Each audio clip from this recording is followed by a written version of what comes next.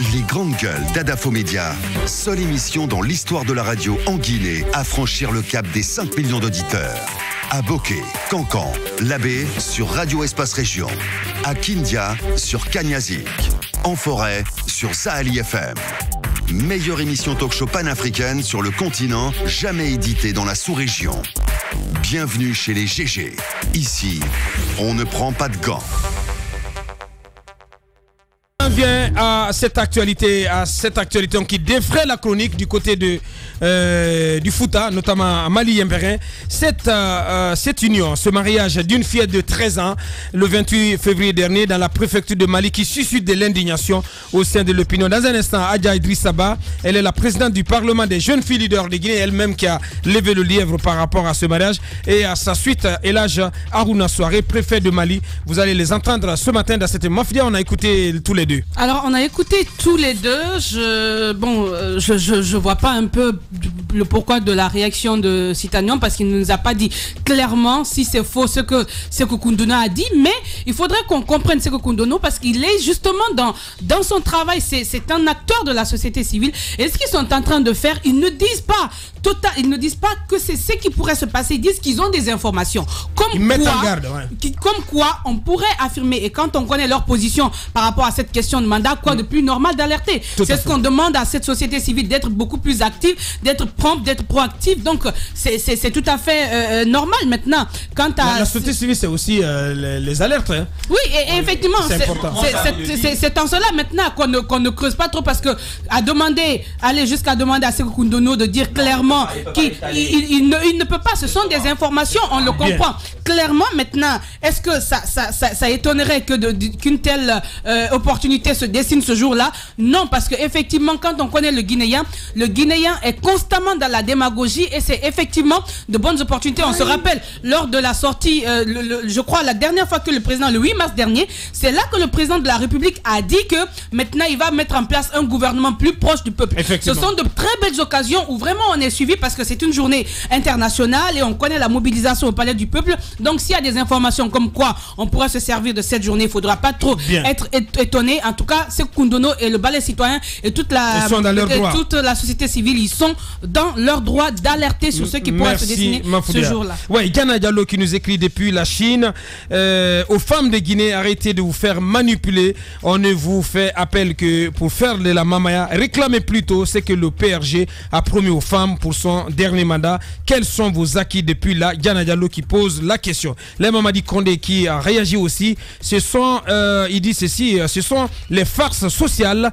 Les farces sociales et non les forces sociales, ce sont des gens qui se cherchent eux-mêmes, ne sont pas crédibles. Koundono est président du Bavard Citoyen. Mais non, attendez, là, Mamadi, un peu de sérieux, garçon. Nous avons Adja Idrissa Ba. Elle est en direct, plutôt, Elhadj Harouna Souaré Mohamed, le préfet de Mali Yembérin, en direct. Bonjour, monsieur le préfet. Bonjour. Bienvenue dans cette émission. Ce n'est pas un cas bien rare. Mais ça a défrayé la chronique, ça a préoccupé plus d'un acteur de la société civile et même politique en République de Guinée. Un mariage où l'on voit une jeune fille de 13 ans qui en épouse un autre qui est bien plus âgé. Racontez-nous pour commencer, comment est-ce que tout ceci s'est passé? Quel est le rôle que chaque acteur, notamment les familles, les acteurs de la société civile, là je parle des religieux et les religieux, ont eu à jouer dans ce mariage? Merci. Effectivement, nous aussi, nous avons vu les faits à travers les réseaux sociaux et nous avons immédiatement commencé à mener les enquêtes. On a réussi à identifier, à localiser les intéressés. Le garçon, il s'agit d'un certain Mamadou Samba Bari, élève en terminale sciences sociales au lycée de Yembérin. Âgé de 23 ans. Il est originaire de la sous-préfecture de Gaïa, dans le district de Daralabé. Il aurait épousé une fillette de 13 ans, du nom de Fatoumata Binta Diallo, également de la sous-préfecture de Gaïa, dans le district de Daralabé. Mais je précise que ce mariage n'a pas été fait au niveau de la commune. C'est certainement sur le plan religieux que le mariage a eu lieu dans le village là-bas. Donc, immédiatement, nous avons mis en œuvre les services de sécurité qui ont interpellé l'enfant, le garçon, qui est présentement dans les locaux de la police de Mali. La jeune fille aussi a été localisée. Et nous avons demandé aux autorités de Gaïa de la mettre à la disposition des services compétents. Elle est actuellement à Mali Centre, entre les mains de la directrice préfectorale de l'action sociale qui l'a conduit ce matin au niveau des structures sanitaires pour des visites médicales.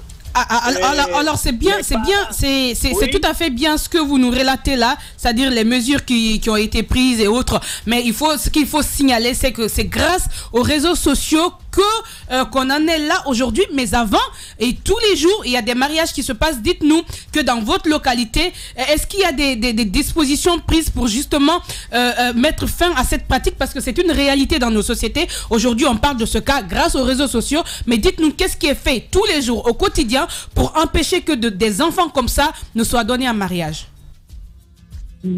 Pour nous, c'est la première fois que un cas de ce genre a été enregistré dans la préfecture de Mali et qui soit porté à notre connaissance. Auparavant, des vastes campagnes d'information et de sensibilisation ont été menées à travers toute la préfecture pour éviter des cas de ce genre. Mais j'avoue que c'est la première fois que ce cas se présente ici. Allez-y, Mohamed. Alors, Monsieur Soiré, on apprend donc que le jeune homme a été mis en état d'arrestation, mais qu'en est-il des parents, notamment, qui ont donné les parents de deux enfants, je dirais ce bébé en mariage, et qu'en est-il, notamment, des religieux qui auraient célébré ce mariage, parce que le code civil et même le code pénal punissent notamment les religieux qui se permettent de célébrer ce type de mariage. Où sont ces parents et ces religieux à l'heure où nous parlons? Présentement, les parents des deux parties se trouvent dans les locaux de la police et sont soumis aux enquêtes pour constituer le dossier qui va être transmis à la justice. Et qu'en est-il des religieux, de ces imams qui ont béni quand même cette union? Ils sont tous dans la même situation au niveau des locaux de la police de Mali. Bien. Monsieur Elhadj Harouna Soiré, préfet de Mali. Merci à vous, monsieur le préfet. Bien, dernière question, Mohamed. Non. Bien, merci à vous. Merci d'avoir répondu à nos questions ce matin, monsieur le préfet. Merci à vous aussi. Tout homme qui fera profession de rechercher la vérité et de la dire sera toujours odieux à celui qui exercera l'autorité. Condorcet. Bienvenue chez les GG sur Radio Espace Guinée.